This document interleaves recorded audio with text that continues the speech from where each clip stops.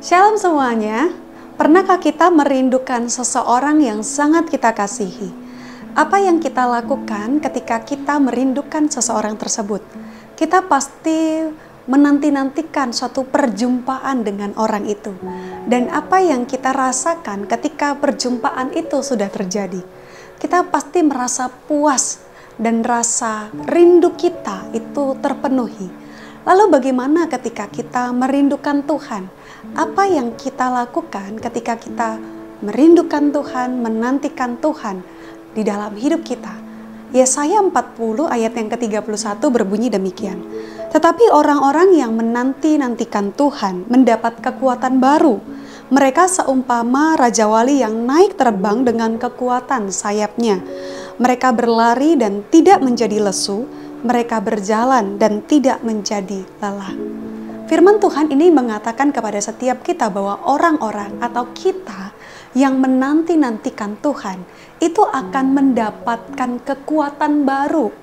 Artinya menantikan Tuhan di sini adalah orang-orang yang merindukan Tuhan senantiasa, yang mengutamakan Tuhan di dalam hidupnya, yang artinya memprioritaskan Tuhan di dalam hidup orang tersebut. Dan setiap orang yang memprioritaskan Tuhan di dalam hidupnya, dia diberikan umpama seperti seekor Raja Wali yang terbang dengan kekuatan sayapnya. Lalu dikatakan ketika dia berlari, dia tidak menjadi lesu. Dan ketika dia berjalan, dia tidak menjadi lelah karena ada tujuannya, yaitu dia menantikan Tuhan.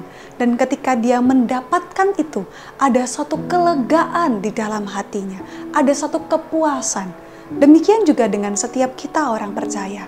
Ketika kita menanti-nantikan Tuhan, ketika kita merindukan senantiasa Tuhan dalam hidup kita, merindukan Dia senantiasa ada dalam hidup kita, dalam keluarga kita, di dalam perjalanan kehidupan kerohanian kita, kita boleh terus menantikan dan merindukan Dia.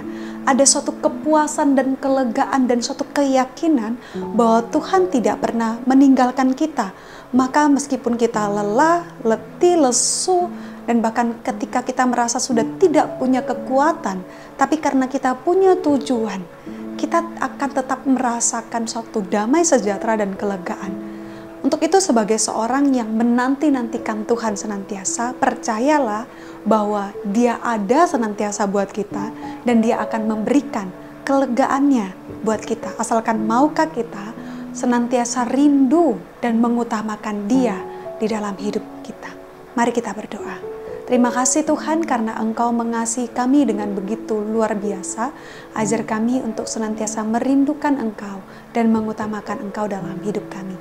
Terima kasih Bapa, dalam nama Tuhan Yesus Kristus kami berdoa. Amin.